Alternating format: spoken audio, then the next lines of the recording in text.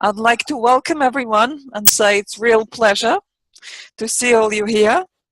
And yes, many of Awakened Mind practitioners, they knew Anna. Very few of us, maybe with the exception of Elizabeth and Peter, knew Max and Jeff Blundell.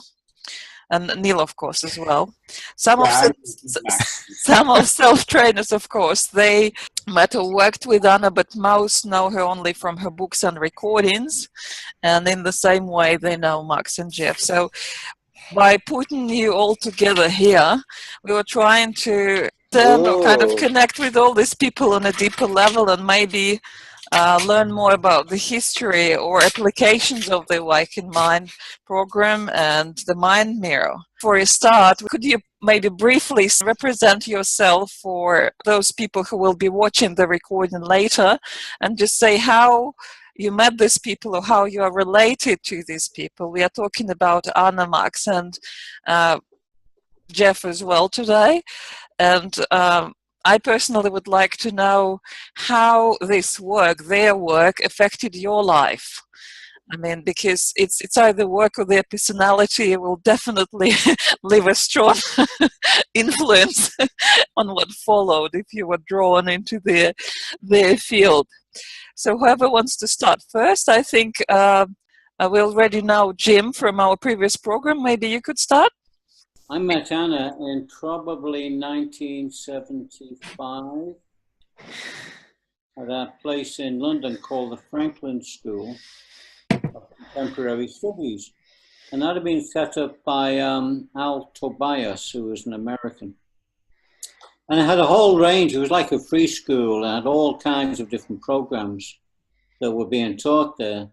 And I was proposing to teach some dance classes because I'd studied in San Francisco, Johnny Wise, with Anna Halprin, and came back, and I just went into the Franklin School, and this lovely young lady behind the desk said, "Can I help you?" Oh, yeah. Hey, why don't we get married and have some kids and then see how it works out, you see? And said, okay. And so... Plotted history. Max was working there, and Elizabeth was training with Max as well as Anna. And so I'm going to hand it over to Elizabeth to talk about Franklin School of Contemporary Studies. You want to take it from there, madam? Okay, Franklin School. Anna and I started to work there. I ran the library and the bookstore, and she ran the desk. And that's where we met Max. It was one of only two complementary alternative education things in London at the time. And very experimental, and it had everyone there from Liz Green astrology to Sogyal Rinpoche, too many to mention. Those are the names that come to my mind now. And Max, of course. And Jim came and started this dance training, which Anna and I joined. It was excellent. Anna Halprin's work. I think we learned a lot from it before we went independent with the natural dance workshop.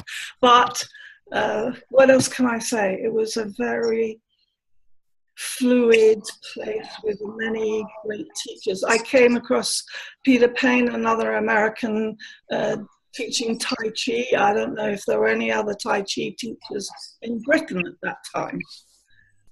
So, yeah, experimental.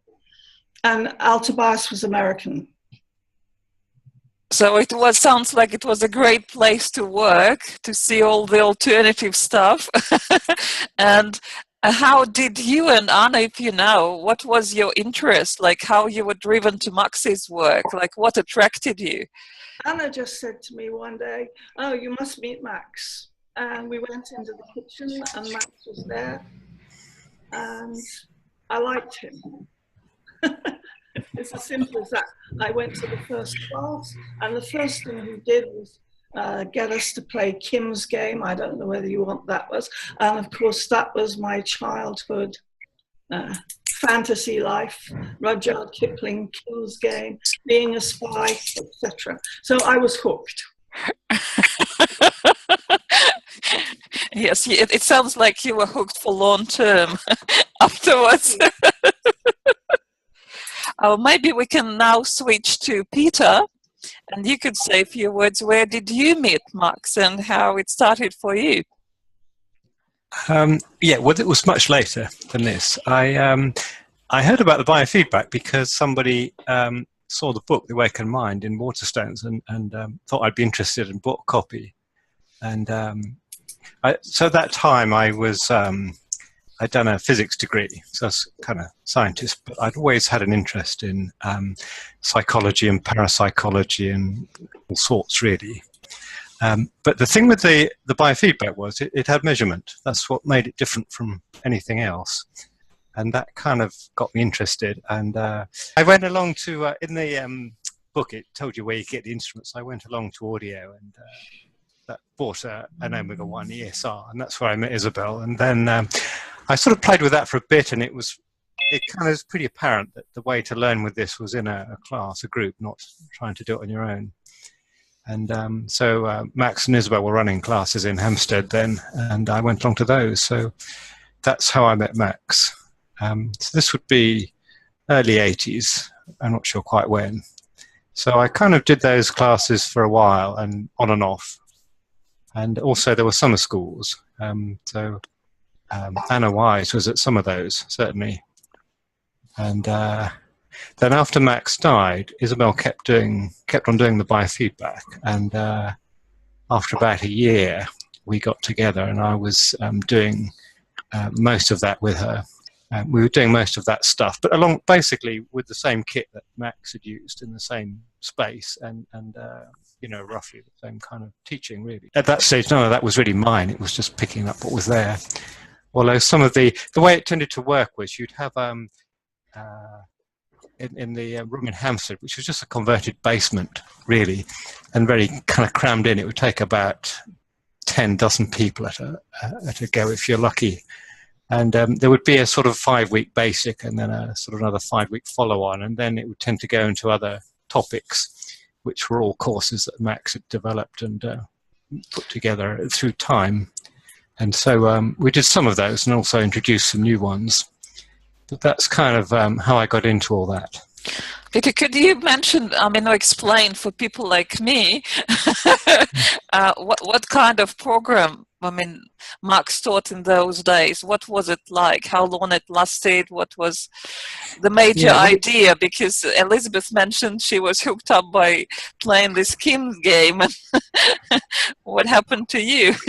Well, I think they got a bit more formal by then. The format basically was, I think they did an afternoon introductory one on Mondays, then there was an evening one Mondays, Tuesdays, I think often Wednesdays, Thursdays certainly. So the Thursday group tended to be the ones who'd been around from the early days, and the Tuesday group tended to be people who'd done all the introductory stuff and wanted more, and then the other ones were people who'd seen the book or coming off the street. Actually, at that time, a bit after Max's death, a journalist did a half-page in one of the national dailies with Isabel doing the biofeedback, which brought quite a lot of people in, over the next sort of year or two.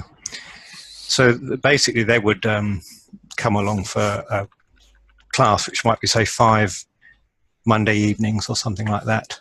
And so there was a fairly basic content to the introductory ones. But how was it presented to people? I'm very sorry to interrupt you. How was it presented? What was the name? That kind of... It would be biofeedback and relaxation. And there were kind of more elaborate names, psychotechnics, psychocybernetics and stuff. But of course, psychocybernetics doesn't mean anything to most people. Sounds cosmic to me, but apparently and all sorts of other transpersonal and Zen and this and blah, blah, blah, blah, healing and whatnot. But the format broadly, Max's style is that he would sit at the head of the class And Isabel would deal with putting people in instruments. So around the table, you'd have, because in the book there's kind of photos of the layout, but broadly, everyone would have an ESR and a temperature meter, and there'd be a load of other gadgets. There'd be, I think at that time, there were about 5 mind mirrors in the group, and there were also alpha trainers and EMGs and other various bits and bobs. So his approach, I mean, as you told me this, at one point, you know, right back in the early 70s, Max realized how you could teach in groups. And his format was broadly, you get people relaxed and then give them suggestions. That's broadly the way his teaching would work.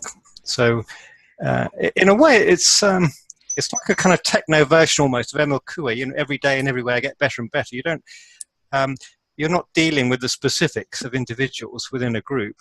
You know, certainly Max's groups, you didn't spend ages introducing each other at the beginning of the class, this kind of stuff. You just kind of got in it, and you could be anonymous, really. And so that was kind of the way it worked. And may I ask you a question? You and possibly other people, Elizabeth may comment on that too. People who studied with Max, what was the major, I don't know, not really benefit? What was your takeaway? I learned how to relax. I learned about biofeedback. I learned what cyber, whatever that techniques. Is, that techniques, yes. What that word means. Or it was like pure research for Max with whatever people, you know, open for experiment, were ready to participate in. Yeah, no, I mean, for me, when it was there, it was a complete introduction just for going into more of the unconscious.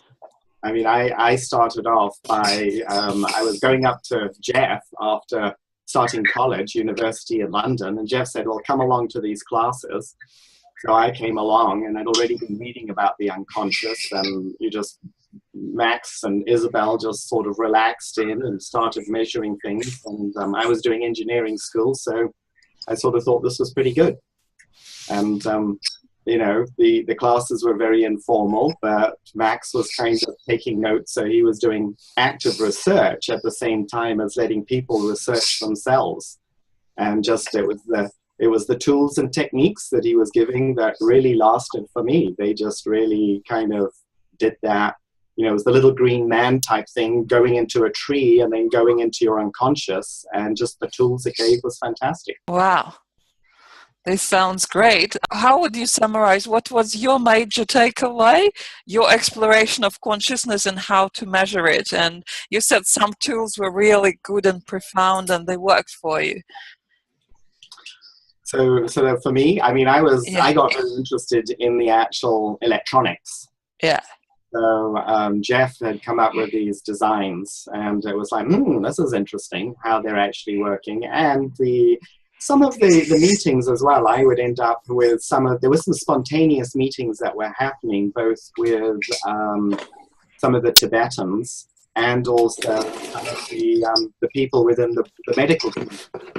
So Dr. Anne Willie Hart, I think, was very significant for the psychobiology. I'm not too clear on the sort of terminology, but I guess what was it? This was one of the pictures that I can't see that basically, there you go, there was a class that was there, but Max is at the end, and there's usually, this one I think Anna is being wired, but the sitting was very simple really, a table in this classroom in Hampstead, and people just came along and joined in, and left when they had to. And I mean, I attended for 4 years, and it was all in November was the time that worked for me.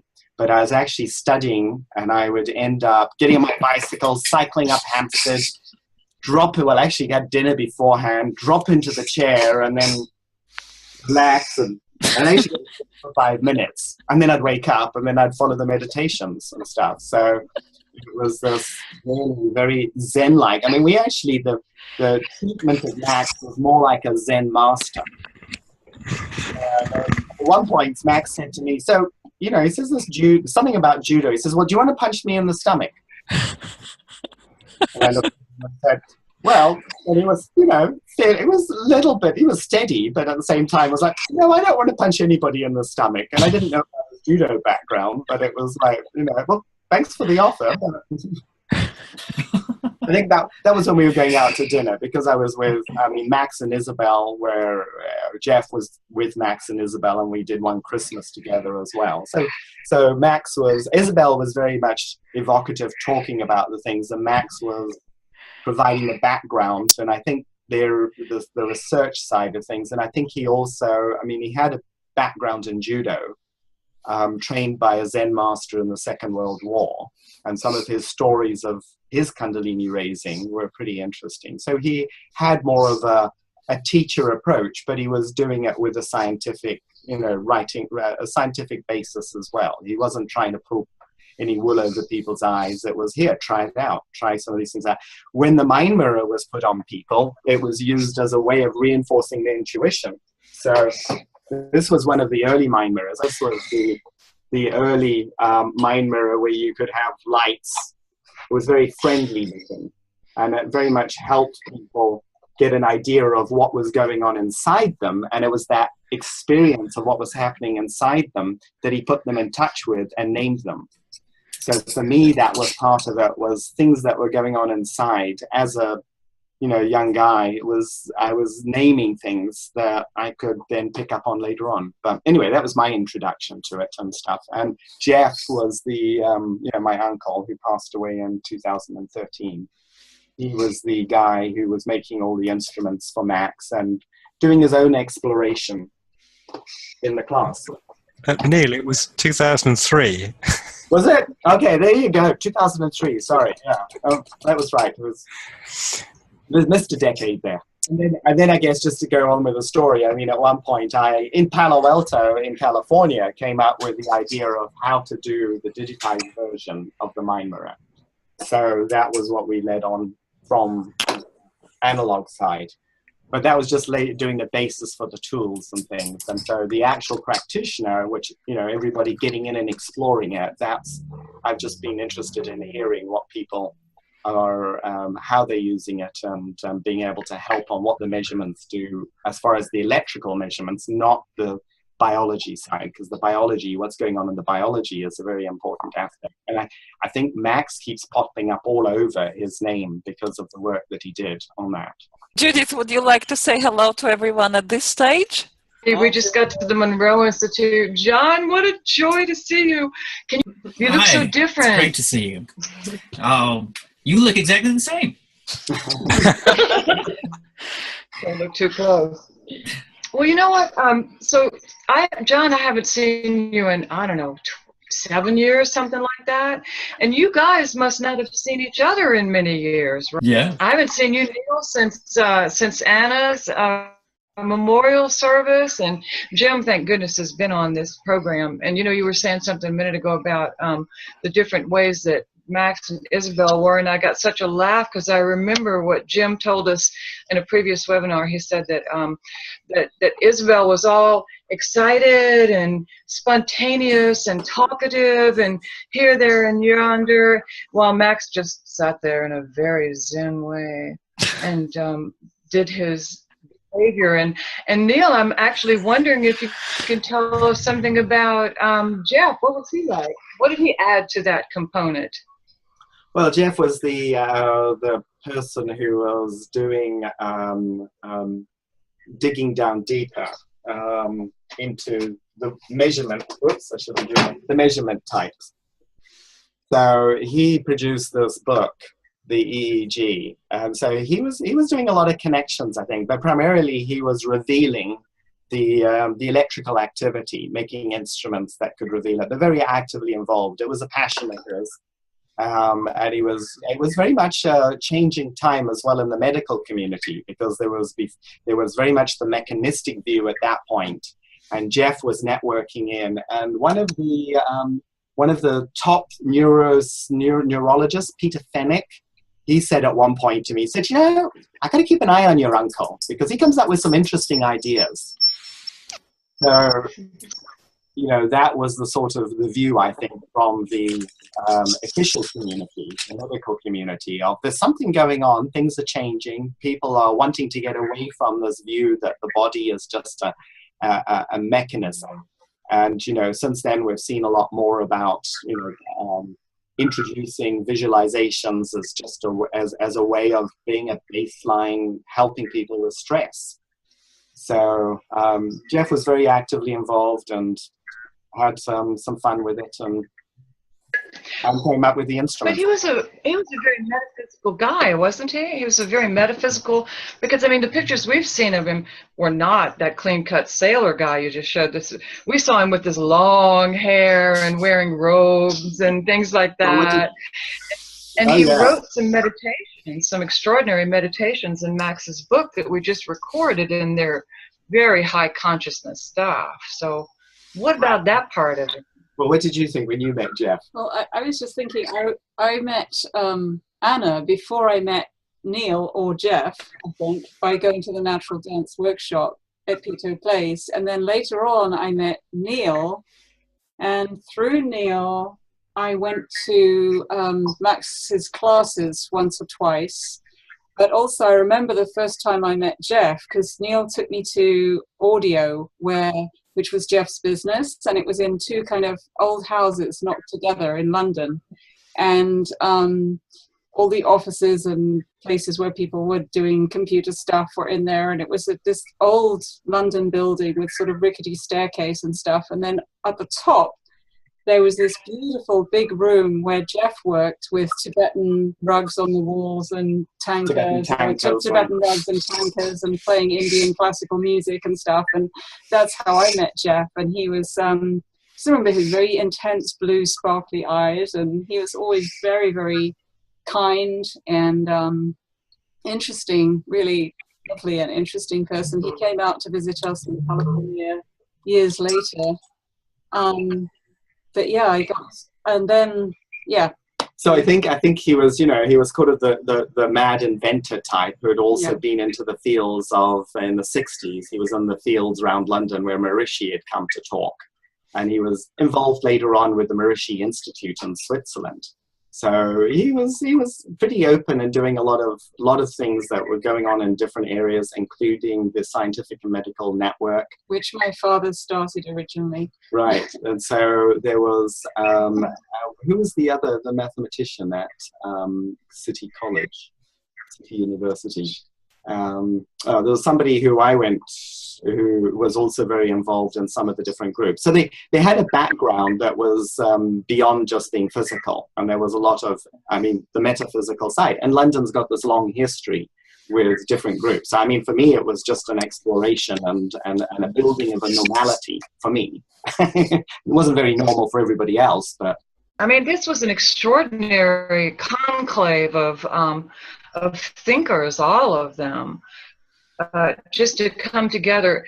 And, you know, as you said, Neil, just that they dared even get into this field at that point in time when a lot of people were saying, what is this stuff? We don't know what this stuff is. And you know, Anna told this story of being at this Future Health or Whole Brain Conference, and she got on the stage, and it was like the late 1980s, and they drove her off the stage and said, you can't use neurofeedback to measure consciousness. And you know, that was the late 80s. So in the 70s it was even newer and not necessarily an iffy proposition, but certainly incredibly on the cutting edge and just brand new. I can say, you know, the Brandon Institute in Bristol, which was a neurological area, was very interested in some of the work.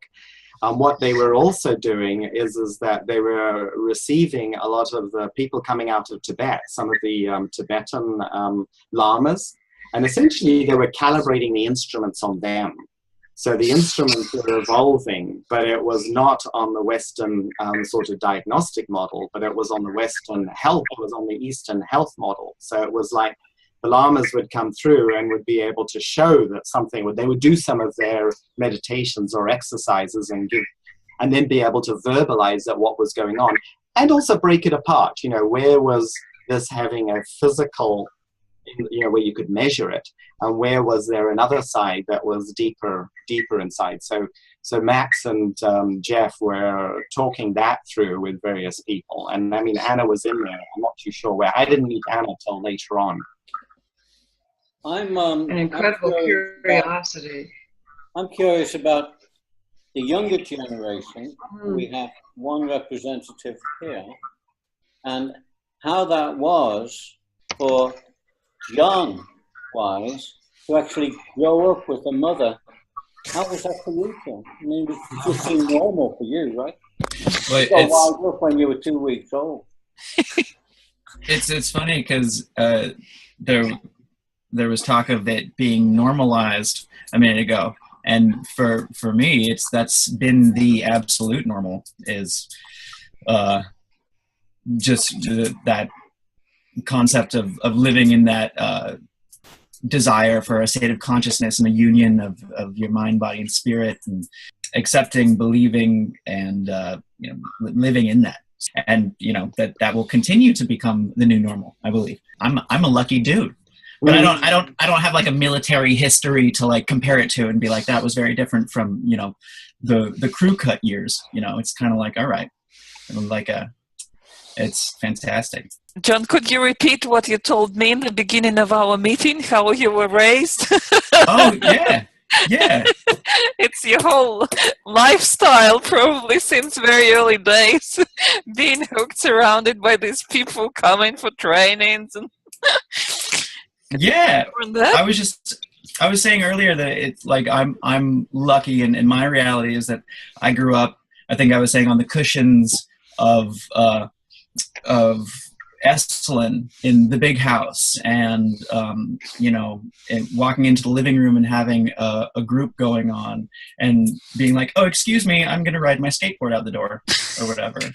And convincing groups to listen to me play my guitar on like a loop cycle, and people being very supportive and loving, and having the chance to go to South America and Asia, and just hang out and pop in and out of groups, and have the dialogue and the training just be a part of my life. And so being hooked up at like 2 weeks old, it's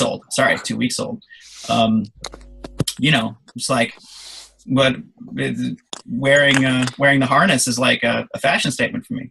Like sometimes I wear it to parties. I'm kidding. That's not true. But it's that normal. Do you remember the first time you were hooked up? And do you remember any learnings? I mean, the profound learnings from your own mind mirror experience about yourself. So the first time I was hooked up, no, but like going through meditations with my mother, going through one meditation, the Purple Planet, and just digging deep, and then talking with her, and I think having the chance to go into those states at a young age. I mean, I had very vivid memories of what I believe to have been pre-birth, and what I said was pre-birth from back in the day. So the takeaway from that would just be, again, it's hard to compare it to anything, but to have like a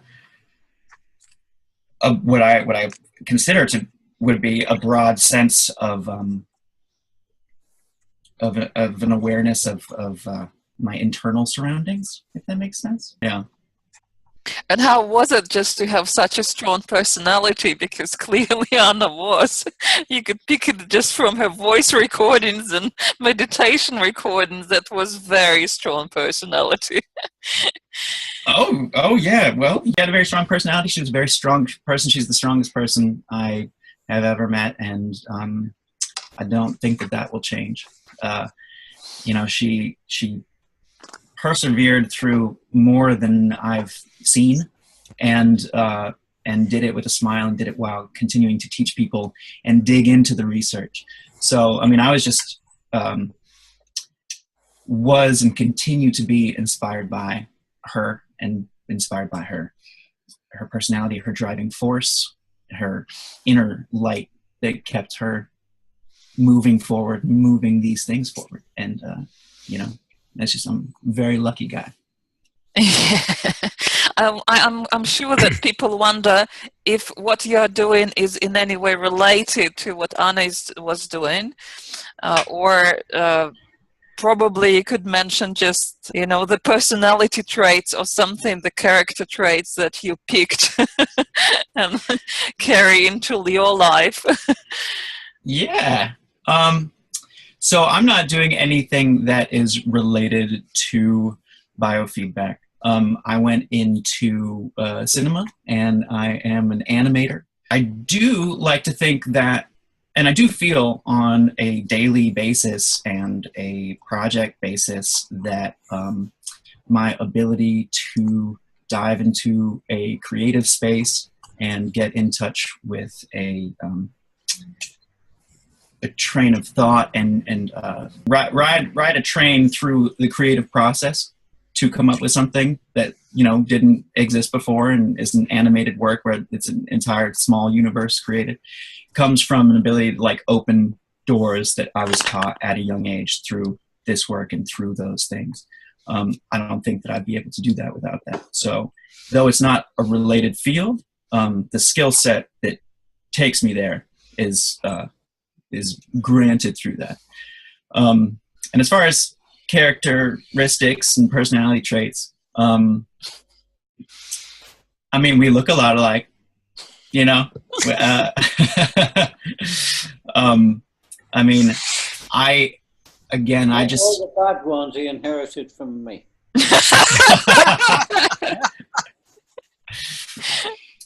I'd like to think that if I'd like to think that I got some of her strength and some of her perseverance, and I don't claim all of it, but you know, most often when I turn around and I'm like, and I'm feeling good about something, and I'm like, yeah, you know, I like that. I see it reflected as something that was in her.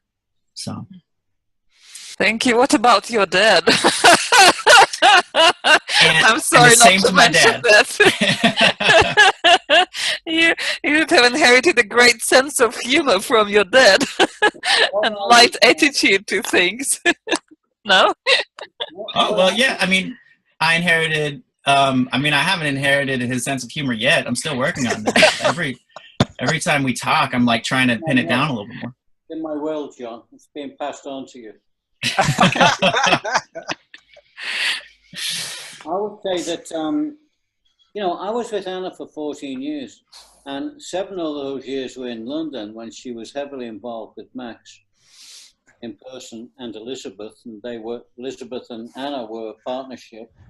And then we moved to Colorado, Anna and I, and we were together there for 7 years, and we created something called the Evolving Institute. I think there were 5 jokes in the name, the Evolving Institute. For instance, institutes don't evolve, that's why they are institutionalized, you know. Anyway, you know, what happened for me is I was doing acupuncture and then Qigong, and Anna was doing Mind Mirror and the Awakened Mind. And whereas we've been doing this with the Natural Dance Workshop, once we got to the United States, we kind of went in that direction. So it just wasn't like, I mean, I teach Qigong, internal meditation practice, for 30 years now, got a school. But I think that what it gave to me, that experience, was just the simple things like knowing how to turn off your beta, knowing how to just drop into alpha, knowing how to listen to, you know, theta, and how to integrate them. And then Judith was saying recently they'd gotten into gamma. And so, you know, that's kind of part of the whole understanding. And so it's just, I reference it all the time in my classes. I'm always saying to people, go deep into yourself, you know, do the 3 adjustments, turn off the beta rhythms, drop into alpha. You know, it's just kind of a way of thinking, a way of just being. And I'd be interested in what Elizabeth's comments are about what that was like in the early days when you were teaching together with Anna. When you started teaching biofeedback together in those early days, what was that like in London at the time in the 70s and stuff? Well, first we asked Max, and he said, yes, the only way to continue to learn is to teach. So, and we were very nervous about asking Max if we could go ahead and teach. So first of all, we taught small groups just using the ESR meter. And then we made a step and said, this is a bit boring, following Max's formula. And we started to integrate it into the performance work. And that was a lot of fun. And at first it was quite difficult to work out how to have people hooked up to ESR meters, take them through meditation, etc., and then have them perform their stories. But we worked out a way. We just took them through visualizations and meditations in movement. So we had them actually move through the experience as we gave the meditations and visualizations. And we would, shall we say, interweave taking ESR measurements at certain stages during that process. That makes sense?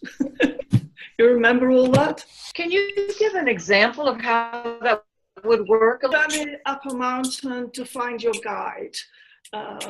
Journey down into the cave to find another guide. That sort of thing. Things that people could actually experience the sensations of moving through. Because one of the things that was key to Max's work was teaching us to identify our sensations, body sensations, evoked by brainwaves, all types of sensations, not just emotion sensations. So that was a key part of his early work with us. And we just transferred that into the movement work. I mean, that's my sort of take as well. And Anna came out with this word sensualization. Yes, exactly. And it was a brilliant word, but it was in the early days. It was, for me, you know, with Max doing those journeys, that really provided a solid basis for being able to use later on. He gave academic lectures. 20 minutes of the class was an academic lecture on the science of biofeedback, on Vedic science, quoting William James, quoting Barbara Brown, using what's his name? The Greens, I can't remember. Alice Green, I remember her name, using their early work in biofeedback. So that was always a preparation. 20 minutes lecture, academic lecture, the history of this, the history of that. And one game he played in class was he went outside the class and he read an H.G. Wells story.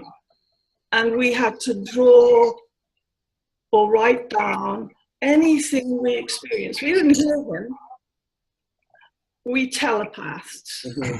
And this was another way he had of training the mind focus. I loved those games. And sometimes they were always dramatic H.G. Wells stories. There's one about a man burning to death in something or other. And several people in the group got fire and the burning, the sensations, and things like that. So sensualization, Anna's word, came from that work. that we did with Max. Can I ask you, Elizabeth? So he would go outside, he would read an H.G. Wells story, you Yes. all would stay inside, and then he'd come back and he'd be like, report what your experience was? Exactly. Very cool. Yeah. Very and cool. they always had to be dramatic stories. And he was, of course, a very dramatic reader and reciter. And then he would take some peculiar vase outside. We wouldn't have seen it, and look at it intently for 10 minutes. And while we were inside the class, drawing the images that came into our mind. I know, it sounds crazy, but it was fun. Sounds awesome. One day he sat in the class for 10 minutes, read the lecture, then he went outside, and we had to write down exactly what we remembered about what he was wearing.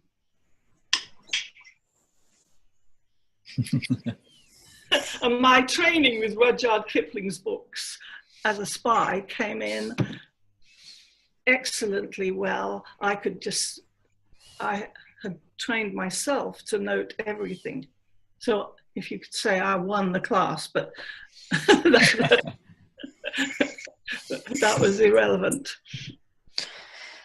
Did you play any of these games later with Anna? Oh. In your groups, I mean. No, we didn't. We just followed the formula. A little introduction to brainwaves, a relaxation, a body relaxation, a visualization, and then a formal meditation. That was Max's formula without the lecture, you know. And we did that when we ran the ESR classes. And how did you present your classes? Did you present it as biofeedback class, consciousness development class, I don't know, intuition development class? Goodness, I still have the brochures that we wrote. Hey, Jim, I still got those. I cannot remember what we said. I remember one thing that Anna wrote, using contemporary techniques to investigate ancient meditations, something like that. And who were the people who came to your trainings? Were they like seeking relaxation, or they are also just interested in exploring consciousness in the very first place? Actually, it was mostly people of a scientific bent who came to those specific classes. The movement and performance, it was a huge range of people. And more came to those versions of the work. We did dream dance, we did all sorts of things. And what kind of meditations did you do then with Anna in your groups? Can I remember? We focused on Zen breathing. Later on, when Anna came across the Yoga Nidra stuff, we started to use Yoga Nidra. It's a very powerful technique. We use the simple forms to enable people to relax completely, yet train their minds to remain aware. That's Swami Satyananda's work. So it was a mixture. Because people in the movement groups were not coming in with any meditation background, we kept things very simple. Like smile, you know, serenity, meditation on these things, and having your face and body reflect those meditations. The visualizations were wild, as we said. We took journeys to other planets as well. I'd also like to say, I mean, Anna had some interesting connections with Taiwan. She went off to some... Yeah, I went to Taiwan with her. You did, all right. And so, I mean, the Yoga Nidra for me, when I did that with Anna, was very powerful. I mean, I didn't do a lot of courses with Anna, but that was very powerful. She had some interesting stories. So maybe, I mean, the Taiwanese connection, which there's a sort of a deep hidden jewel in the spiritual side, I think, with Taiwan. I don't know if you know more. I don't know a lot about it. I could tell you, if you want, that we went to Taiwan. Anna phoned me and said, I'm going to Taiwan, join me. So yeah, I got on a plane and met her, maybe some airport somewhere. She'd been teaching in Hong Kong, several workshops, and people there said, you must go, there are excellent Qigong doctors there. So we went, and we met Master Wu, who did on the body work, 5th generation Qigong doctor, absolutely wonderful work. We met Dr. Ni, who had trained in chiropractic in America somewhere, Texas probably. He was younger and more formal and huge. And he brought in to help Anna a native Taiwanese shaman who took us through a ceremony. Absolutely fascinating. We burnt our prayers at one point. And we did it in the car park on a Sunday with this shaman who spoke no English but managed to convey perfectly. Then we also saw the Olympics doctor and acupuncturist who gave us acupuncture, and he said something, I don't know if they're talking about Anna's health. Master Wu kept saying, not MS. This Taiwanese Olympics guy looked at the x-rays and said her pain was coming, and then he said, did you have a fall? And she actually had had a fall. She stepped off the step, slid on the ice, holding John, who was a few weeks old, and crashed down onto her coccyx. And all the nerve exits on one side of the coccyx, which lead to the legs, were squashed.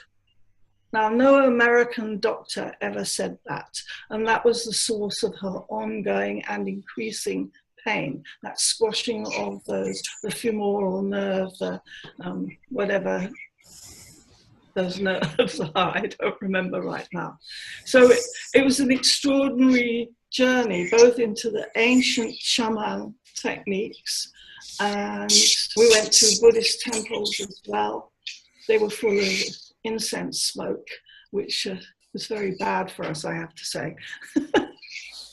Couldn't breathe in the Buddhist temples. And Master Wu was extraordinary work. Extraordinary work. Deep massage, sort of, and healing. And he was my introduction to Qigong. He said I had to practice. There are only 3 Qigong techniques. You welcome the sun at the sunrise, you welcome the moon at the moonrise, and you practice squatting. And he said everything else, masters were forced by board students to invent the techniques. There you go. I explained I couldn't squat, and he taught me how to go into a squat. Didn't speak any English. So that was what I got from Taiwan, apart from the fact that Anna steadily improved in her walking there. Thank you. And Elizabeth, do you remember, or anyone else remember, any, I don't know, unusual or interesting cases with research you did on healers, dowsers, psychics, I don't know, with Max or with Anna? Because Judith mentioned that Max at one stage tried to measure the effects of crop circles or doing some other exotic research. So any interesting cases that you remember? that's something that Isabel was really more interested in, the crop circle. I don't think Max was really interested in that. We did the whole, not the whole, but we did most of a specific Tai Chi school. We asked them from beginners through intermediate through the master himself. And we could actually tell the brainwave responses to them imagining they were doing the movement, because we realized we had nothing to counteract artifact at that time. So if you moved with the mind mirror, it went crazy. And we actually could tell who were beginners, who were the intermediates, and who were the budding teachers under this particular master, just from the brainwaves. Part of the stability of the awakened mind and the speed which they could enter it, and that sort of thing. I have a bit of two stories on that as well. One of them was Jeff went to see my mother after his sister, after I'd left Zimbabwe, and he wired her up, which was this really introducing instrument to her. And the meditation she'd come up with, she'd been meditating with the St. Matt group. And he was able, looking at the meditation, actually, the brainwaves, actually to be able to characterize what the group was that she was with. So that was figures. Yeah, that there's different characteristics that happen on the brain per the tradition, that the way that you're entering the tradition, the type of visualizations that are going on. So that can be that he picked up from the mind mirror and on the brain case. I remember hearing about healers being wired up while they were healing somebody with their hands on them, and the brainwaves in training, like aligning with each other, like the Healy taking something like that. Very interesting. That happened with some healers, with Rose Gladden in particular. Not with every healer. And I don't think it was a question of whether they were specifically excellent at healing or had particularly good results. It just happened to be the way they had learned to heal. Whether they attuned with the greater spirit or whether they attuned with a master. There's one interesting thing that we did with one group. I don't remember the name of this group, but people practiced flying to ancient Egypt to meet their master in the past, right? And what we found was the ones who practiced it for the most length of time could and did bring all the frequencies into minimal amplitude, 2 straight lines on maximum sensitivity. So Max took that into the class and had us practice doing that. Whether they were actually flying to ancient Egypt, who knows? And now I think with greater sensitivity in instrumentation, we would not see 2 straight lines. But it was interesting to work with. I think even Anna experimented with that. There was this, I think, Jeff did take the mind mirror onto the BBC a number of times, or he was filmed, and one of them was Project Dragon. So that was an experiment to work with what were considered these energy lines in the landscape, or ley lines. And my analysis of it is that it was the brain's reaction. It was a dowsing response of some sort. And that what they were measuring, typically, they saw a reaction from the brain. And, with these things, it was using dowsing sticks. So it was something that you had in your hands. And basically the dowsing sticks were bringing, by crossing in an unconscious, the idea was it was an unconscious, not a consciously controlled manner, but the brain was actually showing up as changes beforehand. So there was something going on where it was you don't really know, but a tuning in of some sort to something that was happening in the landscape. And that was documented on the BBC, or some BBC programs. Oh, that's very interesting. Was there anyone else who actually participated in one of these research or one of these studies? We did a whole weekend with a couple of well-known dowsers out in the fields, learning to react to underground water. One of the dowsers later became a healer. He'd been used by the oil companies to dowse maps to find oil, and he was very good at that apparently. And he became a very strong healer. But what did you find about the brainwaves if you were researching them? You know, basically professionals just went into extending the awakened mind.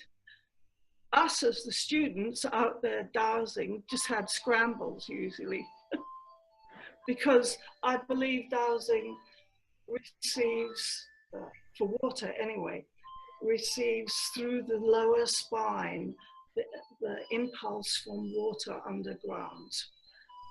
You know, we were stumbling around outside in cold, rainy English weather. You know what that's like. You know, that would fit with all the recent work that's being done with plants and with trees, and that most of what's going on in terms of the electromagnetic fields is like underground, and it's the root systems that are connecting to the various grids of the earth. So that makes a lot of sense that it would come up through the body. I also wanted to ask one real quick question about those who traveled back to Egypt, who did traveling, and the mind mirror would show only minimal brain activity. Yes, both hemispheres. Yep, in both hemispheres. That would suggest that there actually was some sort of traveling. It went into a minimal type of activity, and maybe something actually traveled. We see something like that, or that's what's thought to be the, you know, what's going on with dreaming and astral travel. And the fact that what I find interesting in sleep is that the body is on minimal support during sleep. It's really an energy conservation state. So there's very little that's necessary to keep the body going during sleep. That's one reason people wake up from obstructive sleep apnea, severe obstructive sleep apnea. By everything we know about waking physiology, they should be dead the next morning. They're not. And that's because it's a minimal energy state, it's an energy conservation state, and it's like the body is on basic life support. What you're describing is like the brain is on basic life support and something goes away. I mean, that's what it sounds like. It's minimal brain activity is what you're talking about. That's what you would see on the mind mirror. Now, you're right. The sensitivity now is such that we probably would see more activity, some, you know, minimal baseline, but it's still a minimal baseline. And one has to wonder what's going on during that kind of a state. We're hoping to find out something about that this weekend or this whole next week, because Laura and I are going to be joined by Robin Bernard here at the Monroe Institute, and that's what they're known for. Robert Monroe is kind of the first person to really make out-of-body journeys. And so, Elizabeth, you're saying that that's where Max and or Anna found that out-of-body flat brainwaves pattern, was through those go to Egypt journeys. Is that right? Well, Anna wasn't involved in that. That was after she went back to the States. So just Max and me were doing that.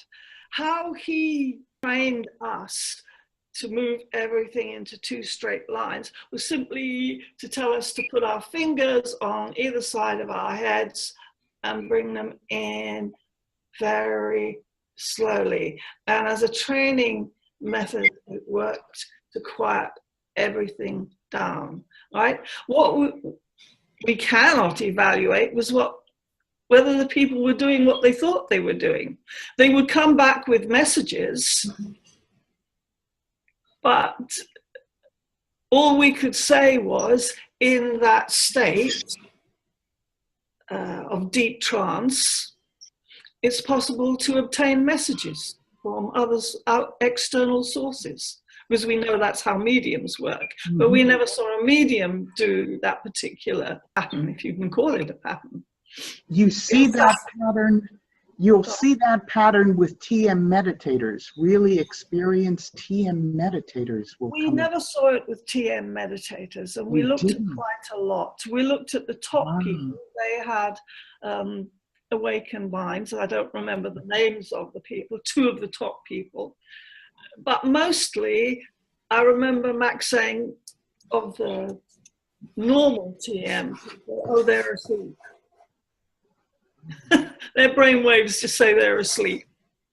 But that was probably just beginners and mediums. But the top people had awakened mind patterns. Okay. Stable. So those were the ones who got the switch, right? if they're doing their TM practice and their brainwaves go away, you pop them with a little switch. It was a very good sleep they went into. I think Max was really saying that his whole point about meditation was the development of awareness in any conscious or any trance state. And that was one of the things he trained us, to stay aware as we went into deep trance and at every level of trance. And I think what he was commenting on, this is my opinion, was that they lost total external awareness, and he didn't consider that to be true meditation. He thought it was very useful for health purposes to go into that deep sort of rest. But he was Zen, an awareness of everything. Yeah, and this is something that we consider really as a distinguishing factor in this work still today, and that have very much deliberately carried that forth. And it's that the idea that you can go down into theta and not only receive your insights through multi-sensory awareness, but that you can really go down into delta and yoga nidra, and the whole idea of making what was not known and understood before conscious, so that you're completely conscious. It's all conscious, that on all of those dimensional levels that you're awake and aware and intelligent. And nobody else considers that, really. I mean, there are lots of people nowadays, even in neurofeedback, who are starting to work with, okay, we're going to have an alpha theta meditation, but not the whole continuum of consciousness. Yeah. And that's really still quite exciting. Well, we just found that nearly every healer and clairvoyant and medium, when working and talking and moving, had strong delta as well as a theta. That was considered at the time by academics and scientists as impossible. You only had delta when you were in deep sleep or were alcoholic. I don't know why they said alcoholics. So they considered it deep sleep or aberrational, but we saw every time the theta delta connection. And we saw it move from say delta expansion in the right hemisphere to theta expansion in the left hemisphere, because these people are active when they're working, clairvoyants, mediums, and healers. So we could actually see the progression across the hemispheres like this, like a wave. One of the things I'd just like to bring up, I mean, when referencing other types of measurements, I mean, the delta is done in different ways, particularly what Jeff and I came up with, and I did some experiments on this. Delta as measured by an FFT or any of the other pieces of equipment up there. This is, and I apologize for being fairly technical, but the FFT, fast Fourier transform, measurements of brain waves really don't relate to what the Max K Blundell mind mirror type of transform does. So you should just be a bit careful, I would put out there, when looking at what other people, particularly on the medical side, they tended to use largely FFTs, fast Fourier transforms. And I really, talking to some of the medics, medics, they really didn't understand what was going on underneath. They just had some equipment and they had a whole department that would measure these things and people would come up with them. So I think it's good to also know what the measurement technique was for some of them, and just keep the relationship to the fact that there's the Cade Blundell, the mind mirror, which is the trademark version of it, but the Cade Blundell frequency transforms is a very specific type of way of looking at delta, looking at some of the frequencies underneath. So it's a bit technical, I'm afraid, but that's just to keep that in mind. Can I just ask a question? That's very critical. So what we tend to use in the medical fields and scientific fields, the FFT is not the model, the transform model that is being used by the mind mirror, correct? Correct. So I'm an electrical engineer, electronic engineer, and gone through it in some detail.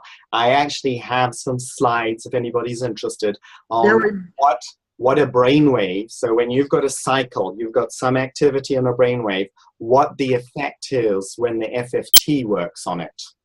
So typically, just to put it in very easy words, you've got to have a number of cycles of brainwaves that are fairly stable for it to show up on the FFT. So the lower frequency that you go, 1 hertz or, typically even up to 8 hertz alpha, the FFT is going to be a much longer to detect it.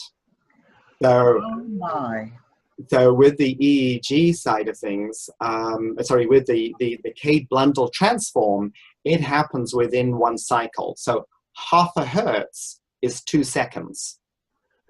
Oh, wow. So, our attention span, the way we can pick up things is 1/4 of a second or so. So anything that's up there above 8 hertz or so, anything below 8 hertz, the mind mirror is going to be much more significant at picking up and displaying it faster than like a fast Fourier transform. Okay, so the sensitivity is very, very, very high compared to what we would use clinically and what we've been using scientifically with the FFT. Right. And so, first question is, in a way, what are you actually measuring with EEG? And it's measuring groups of neurons that are somehow synchronizing. Right. And we're giving them names like alpha, 8 hertz, and stuff. So if that continues, the mind mirror is it moves in and out. And so that response is very fast with the Cade Blundell filters. Mm-hmm. Whereas with an FFT is approximating to infinity by taking 10 cycles. Got it. Very good on radar, which is where it initially came out from and stuff. But I'm happy to go through that with anybody else who might be interested. It's a bit technical. Do you have slides, and can you go through some of this? Right. Yeah. I actually did a presentation to some people in the Scientific and Medical Network in the early, when was it? 10 years ago. And so I've got a set of slides which shows exactly what I found with the FFT versus bandpass filters. Okay, I don't know how many are interested. I am really interested. If I could talk with you or see some of those slides, that would be fantastic. Okay, thanks so much. Neil, I'm just wondering if what you just mentioned could be a subject of another program, because what I'm hearing, I'm not a very technical person, but what I'm hearing, it would help me maybe to explain the benefits of the mind mirror and just to present it to specialists who are, more advanced in technologies or like understanding of how technologies work. And literally, we are talking about the advantages of the mind mirror compared to clinical research and where the difference is and how we interpret data and what we are looking at and how this is related to physiology as well, like how our perception works and what we are measuring, not just waves, but as you described. So it would be very helpful for me and I guess lots of other practitioners and new people who are learning about the mind mirror and how it works. coming not from neurofeedback field, but it will help all of us, I think. It's just part of our education. I think it's very helpful for anybody to understand the basis of the transform that's going on there.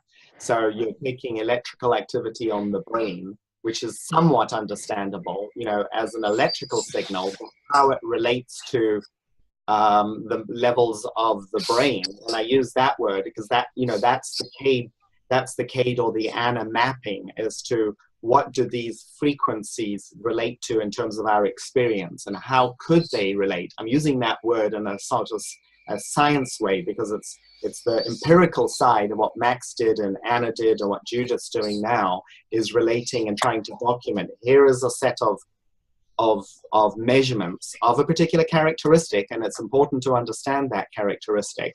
You don't need to be able to design it, but it's a very solid engineering, very well understood characteristic, transform, bandpass filters, and then just to be able to say, well, this is what they are, and essentially here is the result that we're detecting coming out. It's not an argument. Here is the empirical data that is coming through. Now, what the labels are you give to that is a mapping. So yeah, whatever works. Well, in science and current neuroscience, what we're trying to do, what you've described by the CADE system, is what is being done with MRI, functional MRI. It's the same principle to get instantaneous relationships between brain activity and cognition or whatever is going on to in some way correlate in real time those relationships.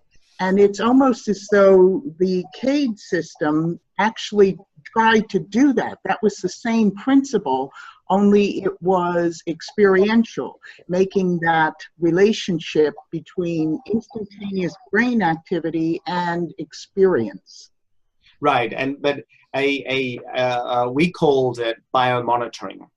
Biomonitor. Okay, that's fine. Sure. Putting that because there's a significant thing there. Having Max, Anna, Jeff, Judith in there interpreting what the measurement is, having the practitioner in there, you're really letting the person, it's a longer term feedback, longer time level feedback.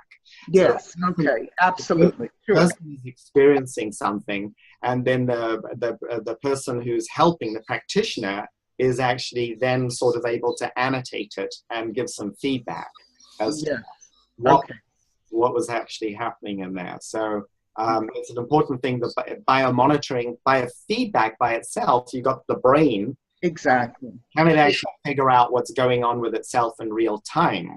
Right. The real-time measurement, and then asking the person, this was at least Jeff's way of doing it, and Anna's, you know, what was your sensation? I think Max was like, saw something unusual, and then often it was freeze it on the mind mirror. And then ask the person who was in it, or even not freeze it, but ask the person just to continue what they were doing, but ask everybody else in the class to open their eyes and have a look at the mind mirror screen, and then at some later stage establish what the person was going through at the time.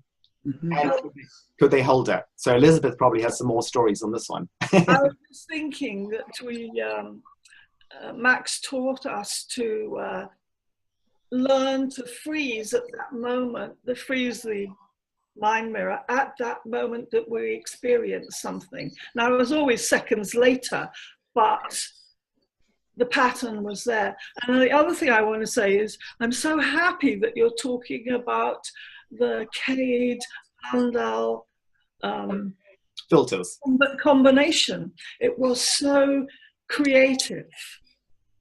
It was so, Max knew what he wanted to see because of his in-depth meditation and Buddha and science experience, because he was in radar during the war, I think.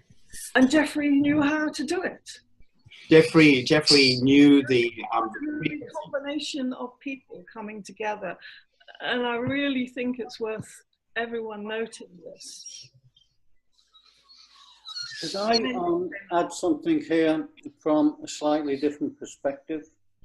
because, you know, what I've been involved in is Taoist meditation. And, you know, what they have is a slightly different model.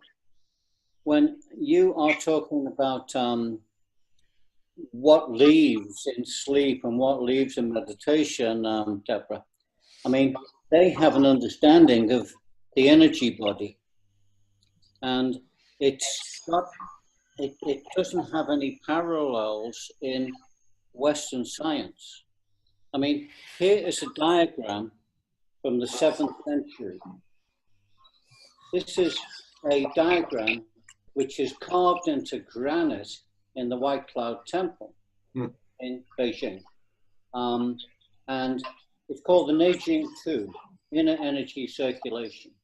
And within that, there's, at the top of it, there's this diagram, which is a kind of what's happening inside the top part of the body, namely the head. And they have words for this. These are the translations of some of the Chinese characters, if you can see them. And I wrote this book, or compiled this book about it. And they have names like the Mountain of 9 Peaks is one of the names. 9 Sacred Realms, the Immortal Realm, Numinous Platform, Obscure Spirit Altar, High Place of Many Veils, the Thickly Meshed Net, the Paradisic Realm, the Mysterious Vault of the Jade Emperor's Palace. Now, that's fascinating to me, you know, what they mean by this. And then there's all these different, in this book, there's 6 different authorities, and I collected all of their translations and put them all next to each other with each of the pieces of calligraphy. But you know, what they say in Chinese medicine is consciousness is known as the Yi, Y-I, Y-I. And it's said to be under the governance of the spleen and pancreas. You've got 5 major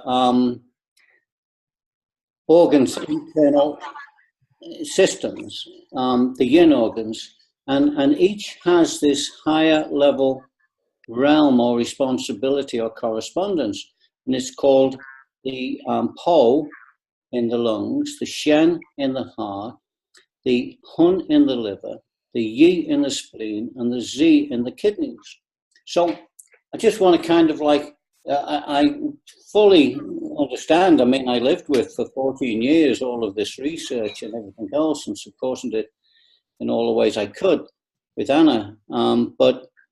And there's John as a result of it. Look at him, he fucking looks great, doesn't he? Doesn't look cool, doesn't he? You know, they're born with an awakened mind. But, you know, just to add that in, there's this whole other tradition, which is about what happens with the consciousness when you're doing these very, very deep, what are called Neidan practices, not Qigong, not Neigong, but Neidan, the real central core in the center of the brain in all the directions, and how you can activate all of that. And the states of consciousness that people get into, that I get into, that students get into, you know, I'd be very interested to see what that looked like on a screen. But, you know, the spleen governs the consciousness according to one of the oldest traditions, you know, that's recorded, just as a contribution to the dialogue, you know. So it is a whole totally different system, and it's a very integrated body plus mind plus consciousness system that you're talking about. Now, what they call it, the name for it, it's not body, mind, spirit. The name for it is Jing in the lower abdomen, Qi in the middle tantia, in the middle heart, Qian in this point, and the Dao is the transpersonal point. Jing, Qi, Xian, Dao is the Taoist understanding of what we are. And they're pretty kind of like top end in the sense that they know how to condense the essence into a pearl and exit to the crown instead of dying, you just entered the immortal realm. I mean, they've been working on it for a long time, you know. Their own research laboratories, they were consisted of an empty cave with nothing in it. You just sat there and... But aren't they just different labels that we've all brought to bear on what is essentially one thing? I mean, these are all labels that have been given to the same kind of dynamic. I don't know.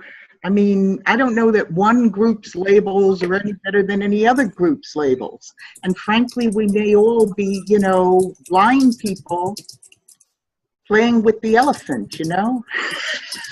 And nobody's got a grasp on what that elephant really is. My conclusion so far, being that I'm just still a young guy, is that there is a precise and exact anatomy and physiology of the energy system. That it works in a very particular and specific way. Just now, like physics, right? You can describe it in different languages, right?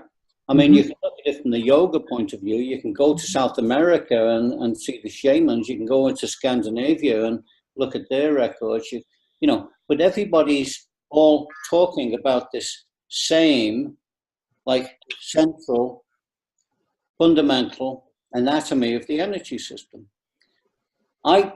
For me, the Chinese describe that most simply and accurately, and so that's what I've been engaged in. But I think that if you look at that in terms of what you're doing with the brainwave activity, because I think it's fundamental. You know, it's basic to everything. Have you looked at it with the mind mirror? Anna and I, you know, it was 1988 or something, and we went that away. So we didn't get to do that kind of research, and I have not seen mind mirrors much since then.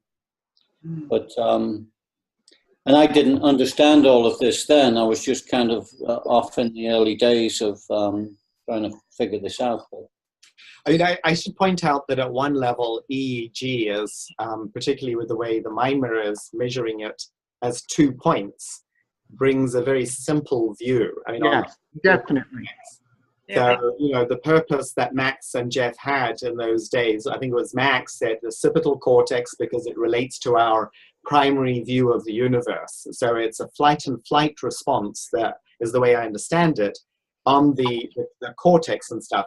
I mean, to get more detailed data in there is an awful lot of work, and it takes you out of that normal situation. Now, a lot of people are working on some form of more complex matrix. There's been a number of gamers who are actually working on that. So there's an opportunity to do that, but the blood-brain barrier is quite a significant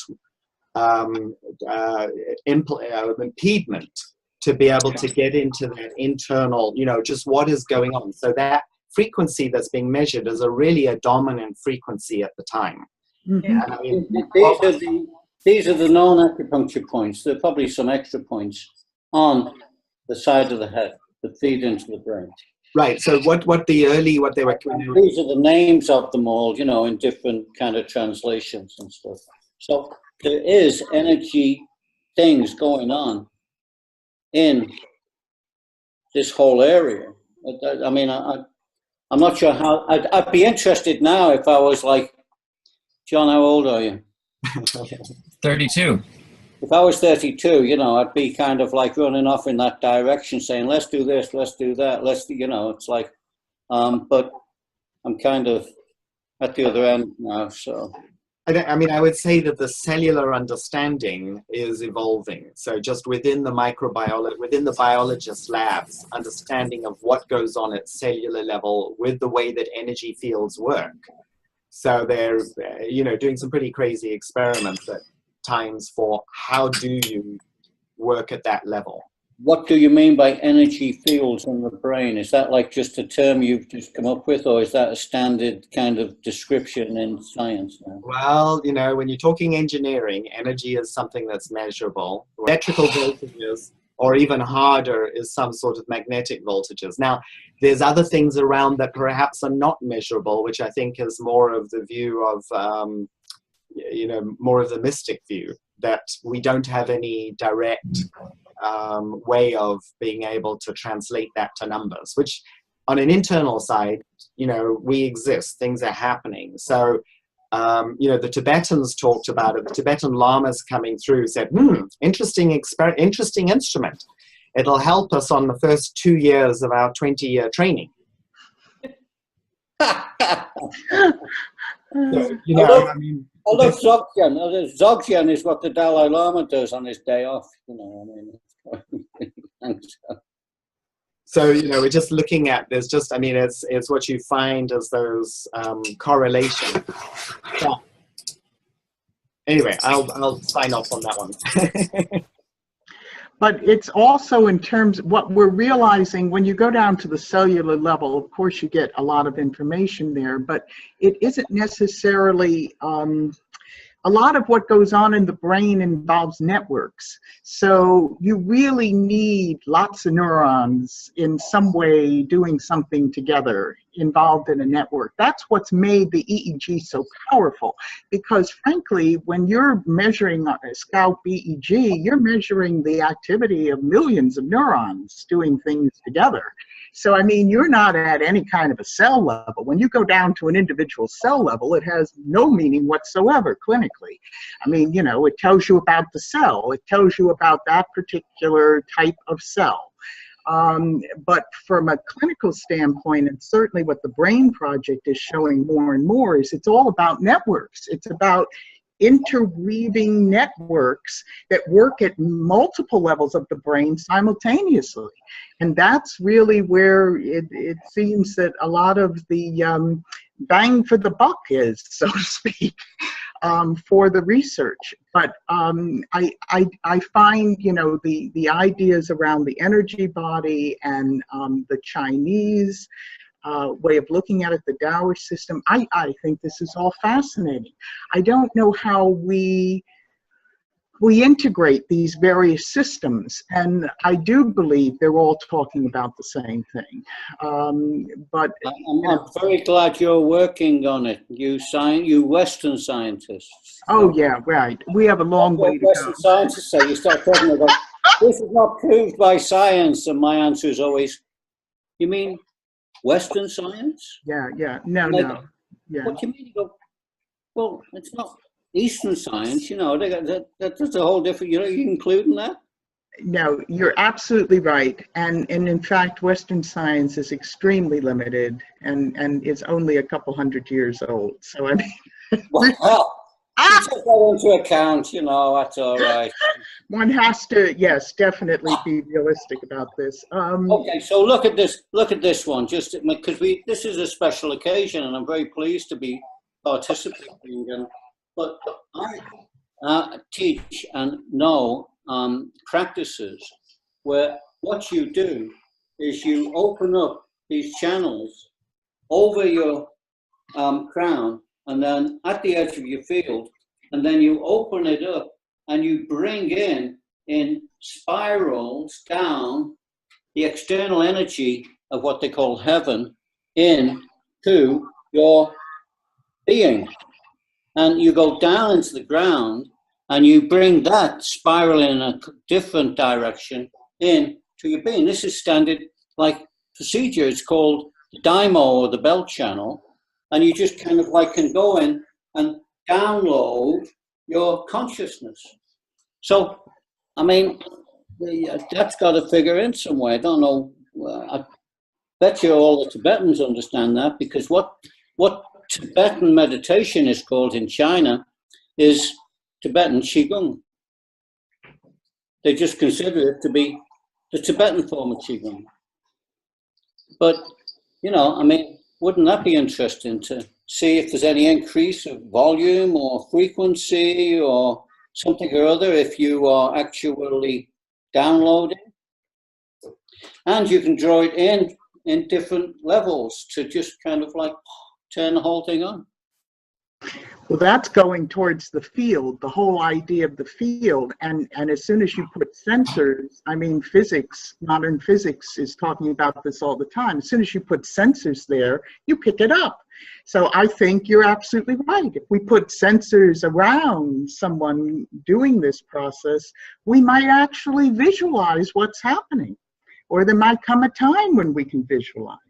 We just don't have the instrumentation, and we depend on extending our senses. You need some chi specs. I know. So that you can see the whole field. That's what would work. Well, we can feel the chi. We can feel that field. Peter, does this resonate with you, what I'm saying at all? There's a basic issue here about whether something's measurable. And you're either broadly in that or you aren't. And I think people love to gloss over that distinction, and it makes for bad science and generally dodgy territory. I'm loving every minute of what you're saying. I just feel, I tell you what does strike me, is what Elizabeth is saying, and I think yourself to some extent. In the early days, there was a lot of really experimental stuff going on in Max's classes. And what I realized is by the time I got onto it with doing the stuff with Isabel, it was much more geared around what the machines could do. It wasn't experimental in the same way. It was like, these machines will help you get this kind of awareness. And that's broadly what we were doing. The rest of it, you just leave to people. You know, if what they take away, you probably never know, because a lot of them, you know, when they go out of a course after a year or so or whatever, you never hear from them again anyway. Does that make sense? So, I mean, what you're kind of doing is just trying to make them more aware and more resourceful, and then, if you like, the world's their oyster. But I'm wary of jumbling the concepts and terminologies of different cultures. You're describing basically a different way of experiencing and looking at the world, and it's not the Western way, and it's not, to my mind, what you can do with instruments and biofeedback. So that I guess is a rather harsh line I draw on it. No, because what Neil was saying is that Max was taking these teachers and measuring them, the Tibetans, and saying, oh, how does the state that you're experiencing relate to what these brainwaves are doing? I mean, that's right, yeah. Was that a basic reference point? They were measuring healers and meditators and swamis and... And that's what we're doing today with, you know, functional magnetic resonance. I mean, MRI. I mean, that's exactly what's happening in Richard Davidson's lab and a number of other labs around the country. That's what they're measuring. This is exactly what's going on in these labs. They are actually measuring, you know, meditators, experienced meditators. They're measuring monks. I mean, they're very much connected to the Dalai Lama. You know, they're all disciples in a sense, but they're scientists. They're all experienced meditators, the ones that are leading this research. But this is what's going on in modern consciousness research in the West, at least in the States. So they are trying to measure it. They really are. I think one of the key aspects of Max's work is attempt to correlate what you can get from an instrument with a terminology of the state. So you look at things like, well, the term awakened mind, I'm not quite sure where that one came from, but it's got distinct meaning. And he draws a line, for example, between a stable version of that, which is what you tend to find in the healers. Certainly, so somebody's showing that state hours on end, even in, you know, like an example, say with Rose Gladden at one of the exhibitions, there's an exhibition of mind, body, spirit. They used to be at places like Olympia or Earl's Court in London, and they're pretty strenuous. You know, the thing goes on all day, and there's people coming up to you asking you stuff, and you're giving sessions, and kind of you get to time to go home, and you know, maybe they're closing at 7 o'clock or something, and people have just drained, and there's Rose Gladden going, come on, time for one more, time for one more. And you look at her brain rhythms, and she's still showing this, you know, solid theta delta both sides and all this stuff, and you can see it's not taking anything out of her at all. And that's kind of, that's one aspect of the, what Max called state 5, awakened mind. And the other, more like lucid awareness, is more like the kind of thing you might see in a meditation class, but usually not permanent. And the transition between one and the other is a big thing. It's actually a big thing to, you more or less have to make that part of who you are. And you'll find that the healers showing that, it's kind of like they perceive themselves as being someone who does, as being a healer. You know, I don't know for what reason, but they do. And it's part of their identity, if you like. And you see the same that with some of the gurus and this kind of thing as well. And one of the problems... One term for that, excuse me, second piece. One term for that I use is the state of being. Yeah, absolutely. Like that's a way to describe the state of their energy system. It's just like a shorthand term. And people do certain practices and they get into a specific state of being, you know, and that's what they might aspire to. But just a term. I remember when Izzy was telling me this about Swami Prakrashanand, the one in the photo in the book. And he showed up one day at the flat and basically asked to be monitored and got involved that way. But somebody asked him, so he showed this state 5, kind of maybe Kalpa Samadhi label state. And I asked him if he was always in it. And he said, well, when I wake up, it maybe takes 15, 20 seconds to get into that state, and then that's where I am. So in other words, he wakes up like the rest of us and thinks, oh yeah, where am I? This is where I need to be. And then he does it, kind of thing. But I mean, that shows that's part of who he is. Well, right. So, you know, you can be born like that, or you can work, or you can cultivate it, or it can be given to you. You know, there's different ways of getting there. But I believe there is a particular state, just as there's a state called the awakened mind state, where you have this configuration of brainwave patterns going on that you know how to turn on and turn off. Yeah, I would suggest that we kind of use the last maybe, I don't know, 15 minutes or less, or like how it goes, just to ask questions to our guests.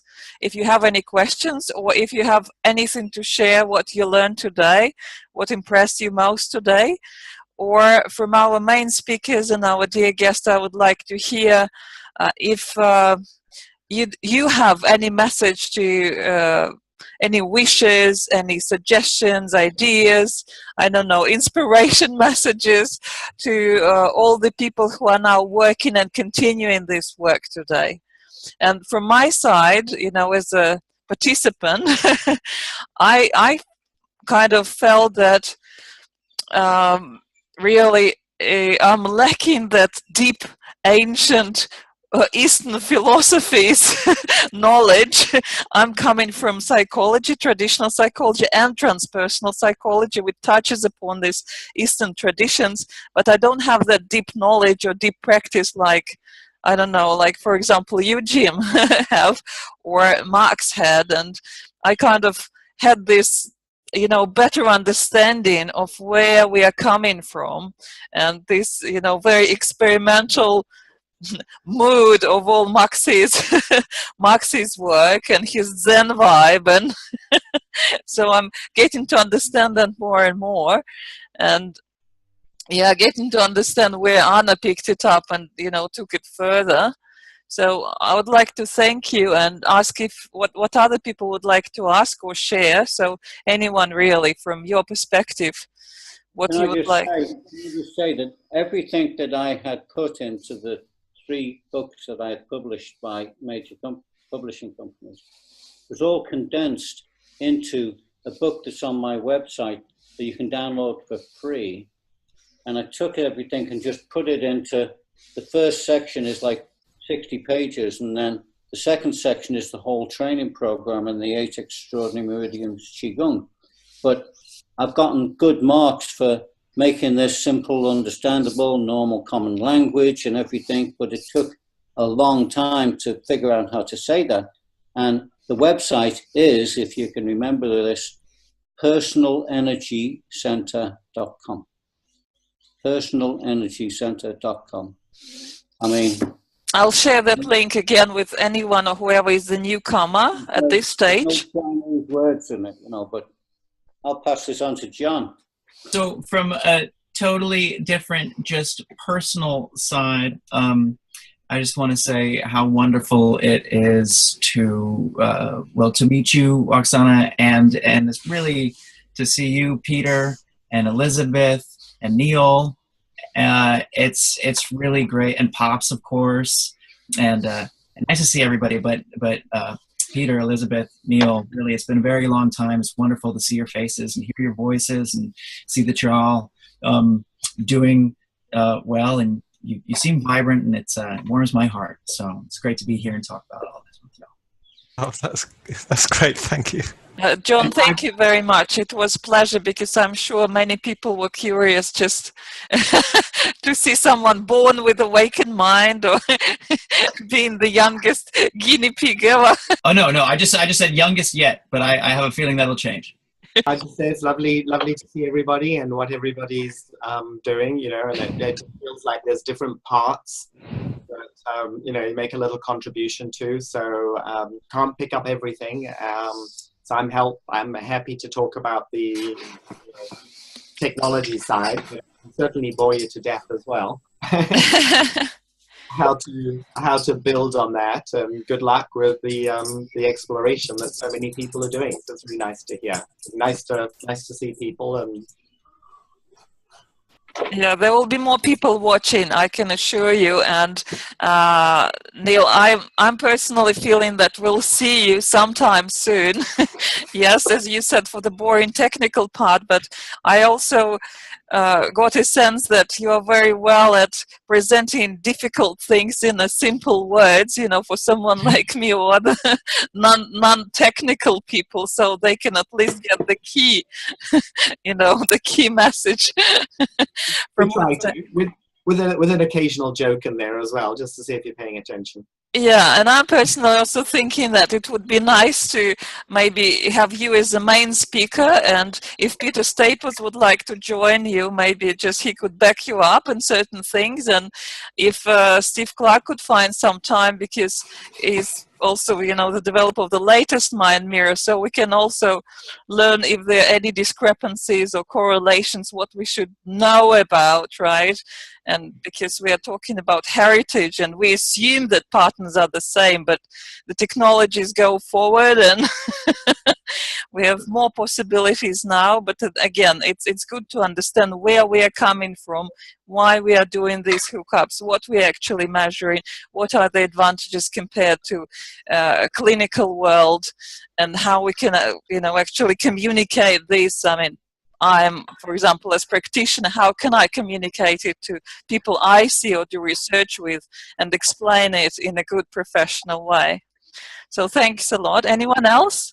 I just want to thank all the speakers, and this has been a great webinar for me, and the whole idea of state of being, I like that very much, and achieving certain states of being, and that maybe that is the ultimate goal of many of these traditions, as well as the mind mirror.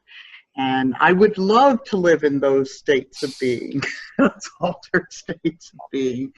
And I think that's really where we're going with this, to translate that to the masses, that the masses can also be in these, you know, higher states of consciousness, and live in these higher states of consciousness, not just take a course and go home and forget it, but actually live that kind of state of being.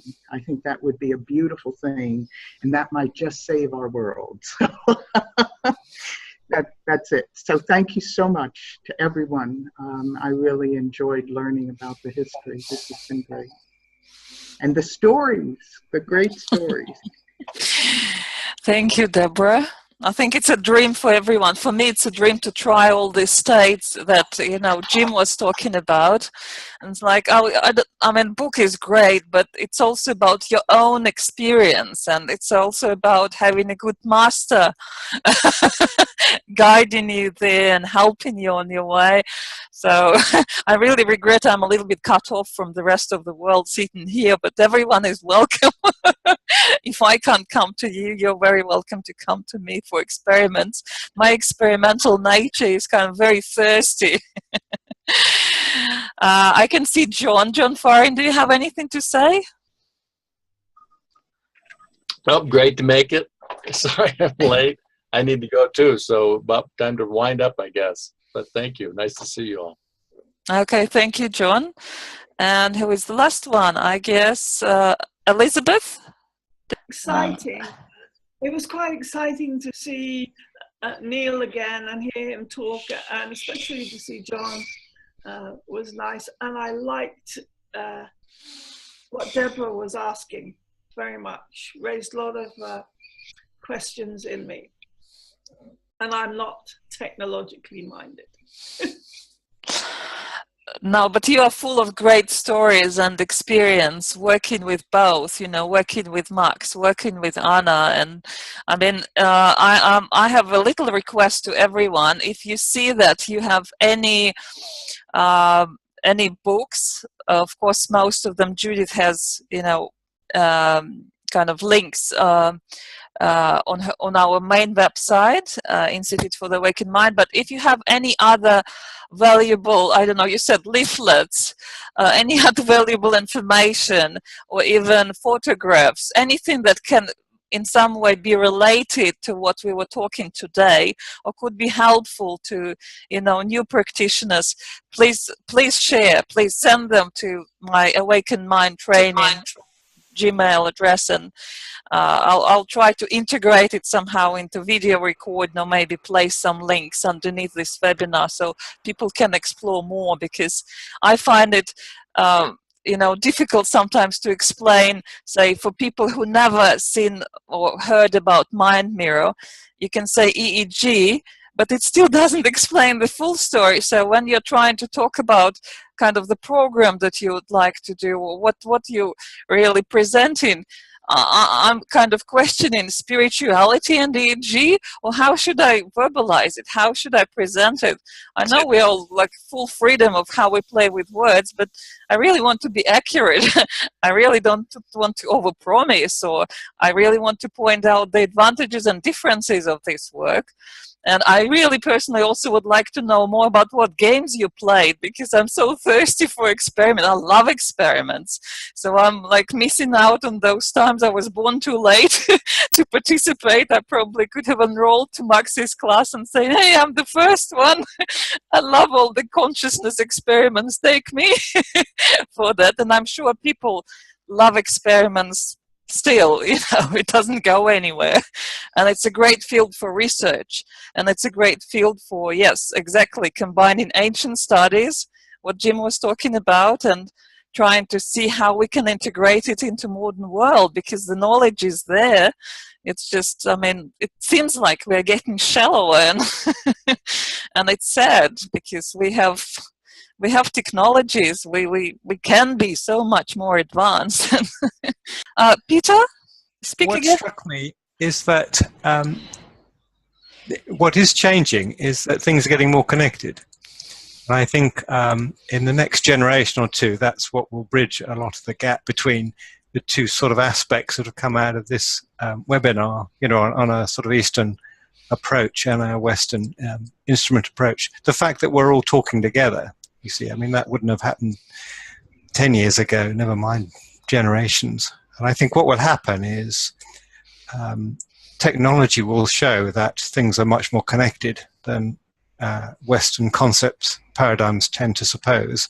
And once you have evidence along those lines, then it will change the whole attitude to the way consciousness works. I do think that will happen, and I think it will happen because the technology is there and the culture has changed. Young people think in terms of the world, not in terms of the people just by them. So it's already kind of well on the way. That's the beginning of the internet. I mean, we're at the very beginning of this globalization that the internet has brought, and we have no idea where it's going. Definitely, yes. So thank you everyone for participating in this program, for your contribution, and of course we'll continue, and we'll be very glad to see you in our other programs with other subjects, and try to do our best to continue research and studies and experiments and move this whole work forward, plus move consciousness, if we can do anything on that level, you know, to make this contribution to the world from our side in whatever form we do it. So thank you. Very nice hosting. Well done. Everybody, thank you very much. Thank you. Thank you. Cheers.